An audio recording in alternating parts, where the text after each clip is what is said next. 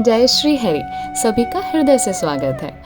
क्या होगा अगर मैं आपसे यह कहूँ कि भगवान विष्णु सब कुछ देख रहे हैं और हमारे हर कर्म का फल तय कर रहे हैं। जी हाँ, यही रहस्य छिपा है विष्णु सहस्त्रनाम के श्लोक नंबर 22 में, जहाँ भगवान के 11 दिव्य नाम हमें बतलाते हैं कि कैसे भगवान विष्णु सृष्टि के रक्षक, न्याय के प्रतीक, हमारे भीतर की चेतना और समस्त ब्रह्मांड के दृष्टा हैं।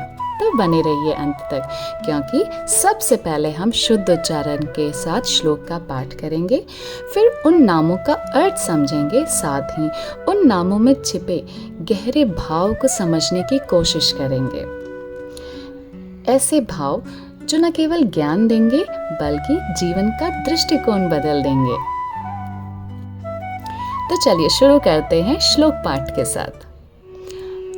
अमृत्यु सर्वदृक् सिंह संधाता संधिमान स्थिर अजो दुर्मर्शन शास्ता विश्रुतात्मा सुरारिहा।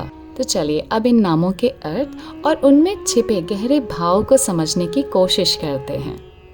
पहला नाम है अमृत्यु, अर्थात मृत्यु से रहित।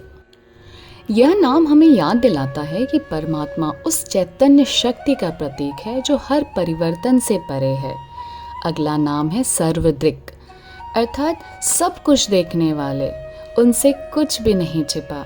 वे साक्षी रूप से सब कुछ देख रहे हैं पर किसी भी कर्म में बंधे नहीं हुए हैं।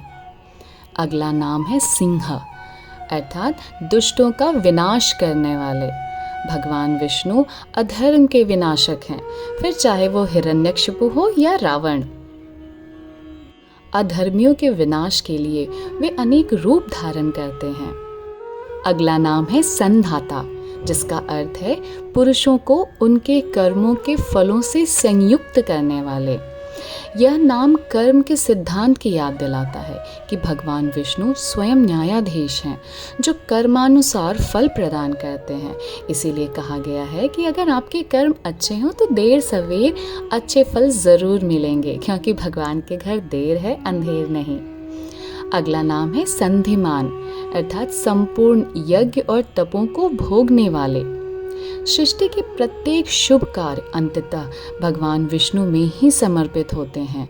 जब हम किसी भी देवता की आराधना करते हैं वह विष्णु तक ही पहुंचती है, क्योंकि वे ही सर्वस्व हैं। अगला नाम है स्थिर, अर्थात सदा एक रूप। भगवान विष्णु सदा एक रूप हैं। उनका ना कोई आरंभ है ना अंत। वे शुद्ध, नित्य और एक रस ब्रह्म स्वरूप है। संसार और काल तो बदलता रहता है, पर भगवान विष्णु का अस्तित्व सदा एक जैसा, नित्य और शुद्ध रहता है। अगला नाम है अजह, अर्थात भक्तों के हृदयों में उत्पन्न होने वाले और दुर्गुणों को दूर हटाने वाले। यह नाम हमें सिखलाता है कि जब भी कोई भक्त सच्चे हृदय से भगवान का भजन करता है तो उसके भीतर छिपे दुर्गुण धीरे धीरे दूर होने लगते हैं। ऐसे तो भगवान विष्णु अजन्मा हैं, परंतु सृष्टि की रक्षा के लिए भक्तों की पुकार पर अवतार धारण करते हैं और दुष्टों का विनाश करते हैं।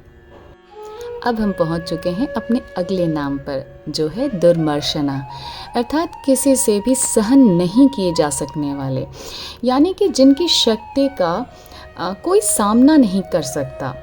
एक तरफ तो भक्तों के लिए दयालु और करुणामय स्वरूप हैं, परंतु अधर्म और दुष्टों के लिए दुर्मर्शन रूप धारण करते हैं, जिसे कोई हरा नहीं सकता। अगला नाम है शास्ता, अर्थात सब पर शासन करने वाले।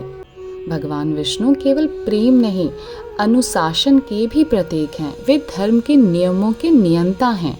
अगला नाम है विश्रुतात्मा, अर्थात वेद शास्त्रों में विशेष रूप से प्रसिद्ध स्वरूप वाले।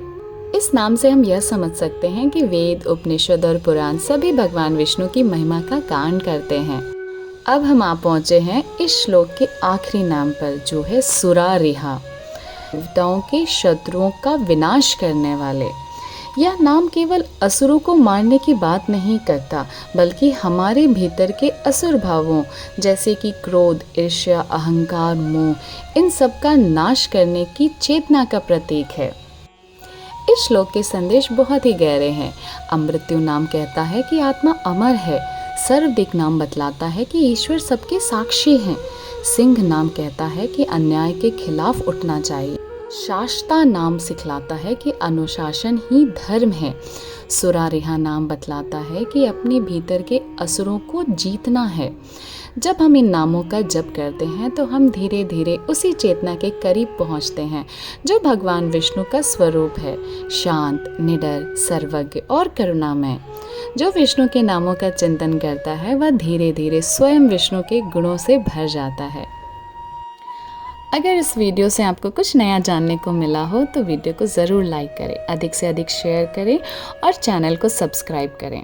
और हाँ, अगर कोई गलती रह गई हो तो क्षमा करें, कमेंट या मेल करके ज़रूर बतलाएं। अगले वीडियो में फिर मिलेंगे एक और श्लोक के साथ, कुछ और ज्ञानवर्धक बातों के साथ। तब तक के लिए जय श्री विष्णु।